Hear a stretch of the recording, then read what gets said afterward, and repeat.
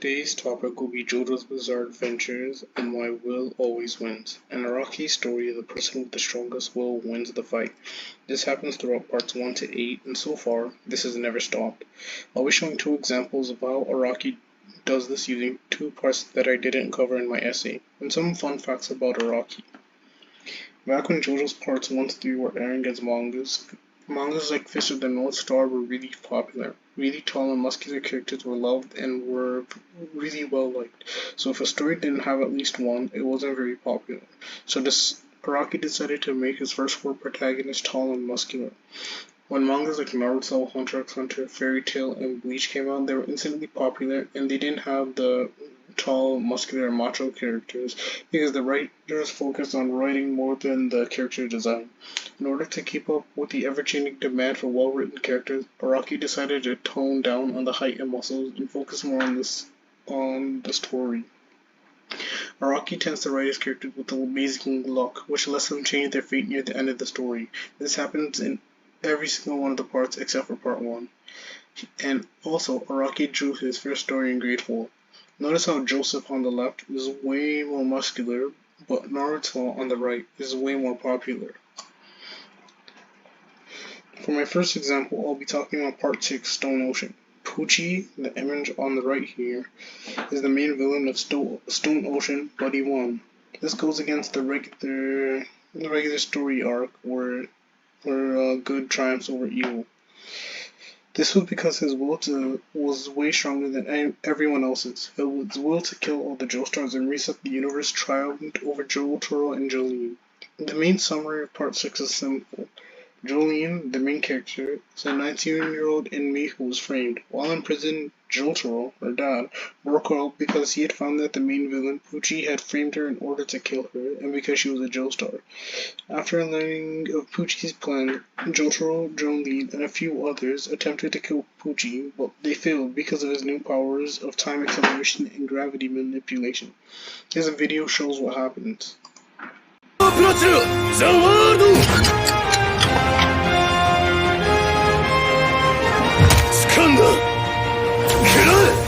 ジ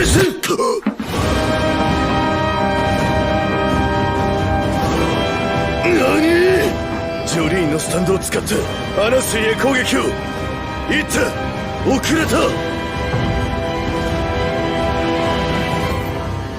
あと4秒このまま奴へのとどめが終わらなければ再び家族の中へ身を隠される時が動き出したら全ては終わる停止している間に全てを叩き込まなくてはあと3秒あと2秒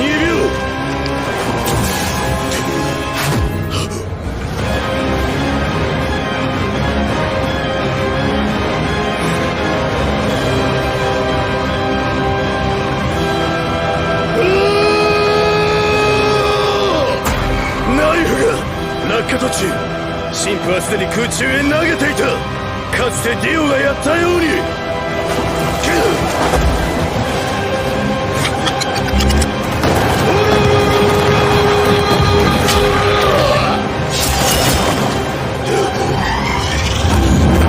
にて遅れたようだな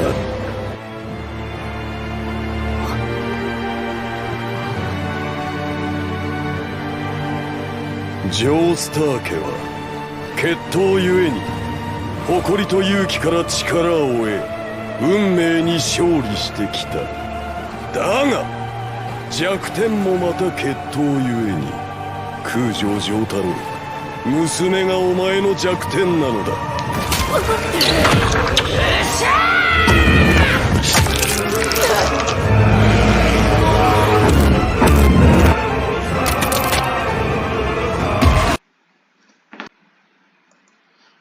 As Pucci and Jotaro both stated in the video, Jotaro was 2 steps too late even though he had the ability to time stop, and that's a massive advantage. Pucci's will allowed him to mercilessly kill the Joestars and others and reset the universe, ultimately because his determination was so strong. For my next example is Johnny Joestar, the protagonist of Steel Ball Run. Johnny's desire to walk again allowed him to use nature and the concept of infinity itself to beat Funny Valentine, who can move through dimensions at will. The summary of Steel Ball Run goes as follows. Johnny Joestar is a 19-year-old disabled jockey who was paralyzed from the waist down due to a bullet.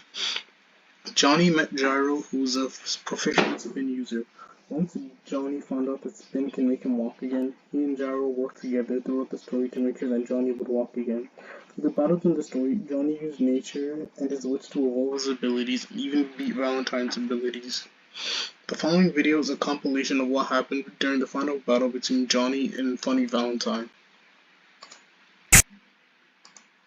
5はこのためにありがとう。それしか言う言葉が見つからない。ジャイロ、それしか。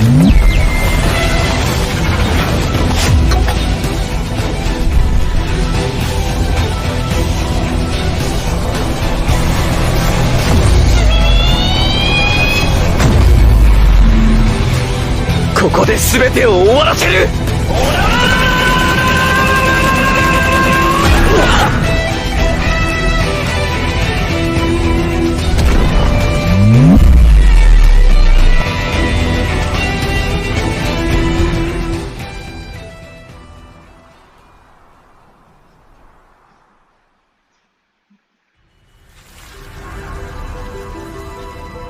さっきから何十という平行世界を逃げ続けているというのに、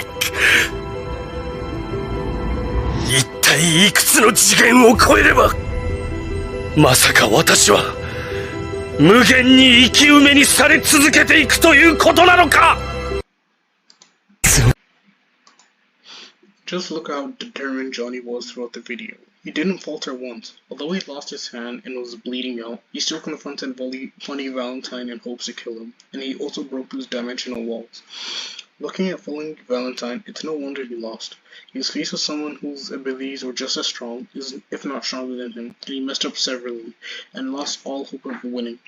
Thanks for listening to my presentation. I don't own any of the videos or topics covered in the presentation. All rights belong to Hirohiko Araki, the creator of JoJo's Bizarre Adventures, and Vetus on YouTube, who created the Johnny vs. Valentine animation.